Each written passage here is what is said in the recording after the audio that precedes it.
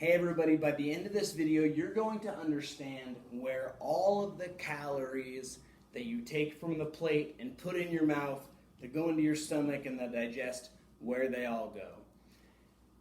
It's not necessary to know where they all go, but it is nice to have that understanding so that we can maximize everything that we're doing in the day so that we can start to build those small habits to really get where we want to be. A concept that I've been messing with in my mind that I'm going to make a video about in the future is what's underneath. So a lot of times we might identify as, I'm the sarcastic person, or I'm the chubby person, or I'm the fat person. But have you ever noticed how ridiculously strong chubby people or obese people or overweight people are? They are ridiculously strong. They've been carrying around that extra weight. So what's underneath? Now, stuff like this, although I'll explain all of this, it looks all complicated right now. It's not that complicated. Stuff like this is going to let us understand what's underneath. And I want you to know that what's underneath your skin and underneath your body fat is a lot of potential. And it's incredible. When you see someone go from overweight to within that ideal body fat percentage, and that's going to be different for everybody, it's absolutely incredible. Your overall health, how you feel, how you sleep, how you perform, all of it. It's incredible. So let's dive deep into this a little bit. Where do those calories go that we are eating? Over here you're going to see we got 0 to 100. So this is just a little representation of where, in percentage-wise, all of these calories go. Now it's interesting because just resting, even less than me standing here, it'd be me laying in bed doing absolutely nothing. Our resting metabolic rate, or our basal metabolic rate, just for our body to function. Our brain actually takes up a lot of it. Our heart is constantly pumping, we're constantly breathing, our cells are reproducing, they're doing their thing. That basal metabolic rate is where about 55% of the calories go that we consume. Now, technically,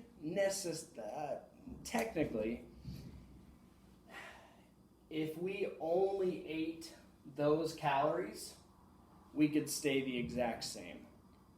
Problem is, if we're not moving, we're not eating the right foods, we're probably going to lose some muscle and become what's called skinny fat, which is something that we want to avoid. That's where there's very little to no muscle and a high body fat percentage. So you look like you're skinny, but your blood labs and your body fat and muscle comprehension machine will say very different. So that's going a little off base, but really interesting to know that our basal metabolic rate, our resting metabolic rate, is about 55% of the calories that we burn. Now, did you know that when we eat, our body actually burns those calories? Maybe some people are like, well, obviously the body burns the calories that we eat, but they burn it at different rates. And you know that with all of our content, we're very big on the importance of protein. So that's why I wrote it right there. Now, although the thermic effect of food is of small importance, it's only about 10% of what we burn. It's very interesting to see what percentages these foods burn in. So, the thermic effect of food are the calories that are burned from the food that we're eating. If we eat carbohydrates, about 5 to 10% are burned. So not very much. Carbohydrates can be good for a quick source of energy, but they don't burn a lot. Fat, 0 to 3%, fat takes a long time for us to get the energy out of that. Now, fat is necessary. That's why macronutrients are important. These, the carbs, fats, and proteins, they're important. So are micronutrients, which is something that we try to get out of real food, eating Greg Glassman's quote, meat and vegetables, nuts and seeds, some fruit, little starch, no sugar. You know, I go away from Greg a little bit right there, and I think that it's okay to have a little bit of sugar. I'm not saying that it's great for you, but we got to be realistic here. And at the end of the day, after I've worked really, really hard, and I've eaten mostly protein and some carbohydrate, some natural carbohydrate, I think it's okay for me to take a few bites of a cookie, of a brownie, of many, yeah. So, fat, but here's what's so cool. Protein, 20 to 30%. That's one of the reasons why we put this huge emphasis on protein. For many reasons, but when it comes right down to it, if we're going to take from this thermogenic effective food, protein is where we're going to get the most caloric burn. It is difficult for our body to digest. It's difficult, but it's important. So it actually, you could say it raises our metabolism more than eating those other foods. So although it's of small importance, it is very important. The next one, we're going to call it, and I didn't come up with this. This is stuff I've learned from other people, but very important. It's NEAT. It's non-exercise activity thermogenesis. Long words for moving. Just moving. You stand up out of bed, boom, you've burned some calories. You walk upstairs to go get some breakfast, which is going to be mostly protein, boom, you burn some calories. You know, it's so funny. We try to find the closest parking spot that we can at the grocery store, but then we go in the grocery store and we walk around. You can burn way more calories throughout the day by finding a parking spot that's very easy to find at the very end of the parking lot and actually walking a little bit further, taking stairs instead of elevators. These might seem like very, very little things, but they're huge. There's a quote from Ed Milet in his latest book, The Power of One More, about inconvenience. My wife reminded me of this the other day. I've listened to this book 4 times this year because it's so fascinating to me and I really want to get it in my mind. It is inconvenient to take the stairs. It's much more convenient to take the elevator. It is inconvenient to park really far away. There's tons of other examples. For example, 10-minute walks after every single meal is inconvenient. But this non-exercise activity thermogenesis ends up being a very large part of the caloric burn that we have throughout the day. So, you know, looking here at 55% and then 10% is going to go to 65 and 75. Really, this ends up being about 20% of our caloric burn during the day, and exercise is really only about 10%. Now, exercise is important for so many reasons. Cardiovascular, building muscle, which also, too, going back to how do we raise our resting metabolic rate? It's actually losing body fat and gaining muscle. So somebody that has a very high muscle percentage and lower body fat percentage is going to have a higher resting metabolic rate. So this all plays together. So someone who is very small and doesn't have a lot of muscle mass is going to have a lower resting metabolic rate. They have to eat less calories than the person who is 200 pounds and 10% body fat. They're going to have a higher resting metabolic rate. they can eat more, they can burn more calories with that. So that's one of the reasons why we exercise. We build that muscle. During exercise too, so many other things happen. During functional type movements where we're getting full range of motion. Now this is not supposed to be an energy or an exercise talk, but it all plays in together so well. We increase muscle, full range of motion. We are working cardiovascular ability. That full range of motion is going to help with our flexibility, our mobility, our tendons, our ligaments. It's just going to keep us healthy. So cool. So, to go back over all of this one more time so that we really understand. Everything that we put in our mouth gets burned in some way. The biggest burn comes from our body just doing its thing. It takes a lot of energy for our body to just maintain.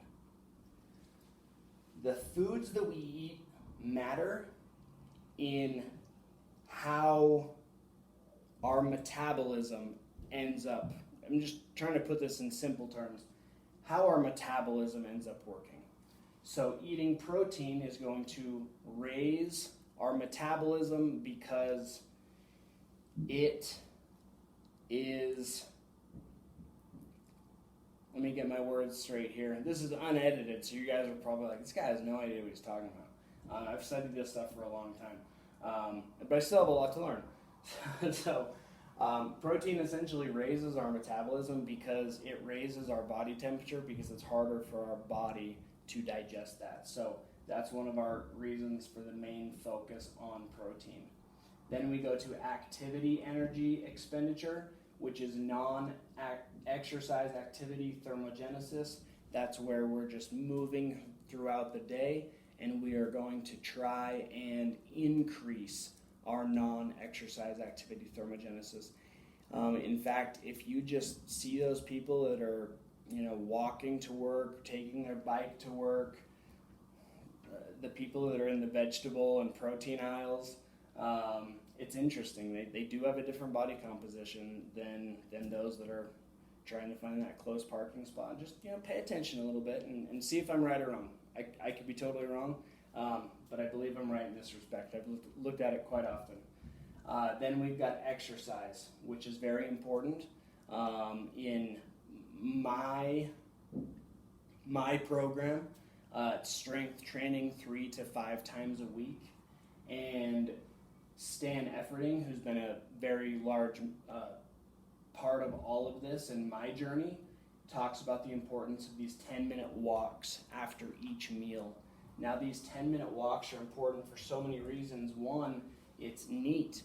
It's non-exercise activity thermogenesis. He actually walks very briskly, so I would say it's teetering on the edge of exercise, but I wear a continuous blood glucose monitor, and I have at all times. This is just because I am I don't know what I am, but at all times I know what my blood glucose is. And I can tell you, after I eat a meal, if I sit there and do nothing, I can watch my blood sugar spike. If I go on a 10-minute walk, I will see a small rise and then a level out and a decline, and that's partly due to this 10-minute walk. It's going to help with blood sugar regulation, which means it's helping with insulin release. It's going to help with digestion. You start moving that food around a little bit, and we digest it a little bit better. You're increasing your non-exercise and activity thermogenesis, and many, many, many more benefits. So, very important. Small importance, but still important if we can focus on eating that protein. A lot of times the protein sources that are natural, like steak, even chicken, turkey, pork, that sort of thing, they have fat in them. So we're getting a lot of that fat from that. Carbohydrate we can find in other things like sweet potatoes, rice. Those are kind of the more natural types. But I want to tell you also, it's okay to get some carbohydrate source from other places. We just need to limit those because obviously carbohydrates don't help us much in the long run. That is about it. Please write in the comments or reach out to me if you have any questions about this. This is not necessary to reach your goals, but some of this understanding can help us understand all these double negatives, understand why we do what we do. We raise our muscle mass so that we raise our basal metabolic rate. We eat the right foods to raise our basal metabolic rate. We burn more calories by just moving more in the day. And we exercise so that we can continue to move more during the day. We can use these foods as fuel to fuel our exercise, to get stronger, to build muscle, to increase our resting metabolic rate. It's really cool how it all works. I hope that this video helped. Like I said, please reach out. And then the small plug at the end. This is all free content, 100%. I like to do this and like to help people. I love hearing the stories of transformations. All my other videos, on social media, YouTube, whatever, you can definitely go in and you can do all of this on your own. But I'm also here as a resource to help out. So if it's something where you want some accountability, you want a little bit more. In fact, I just got a text from a client that I'm about to write back as soon as this video's over, and she just had a question about her protein today. She could go out online and figure it all out, but it's going to be really easy because I'm going to write her, I'm going to do a little voice mail back to her, and she's going to have the answer here in about 30 seconds. And so that's just my little plug at the end. You can find me on Instagram at Coach Tyler M, or you can email me at coachtylern@protonmail.com. That's Tyler. Oh my goodness. Coach, CoachTylerm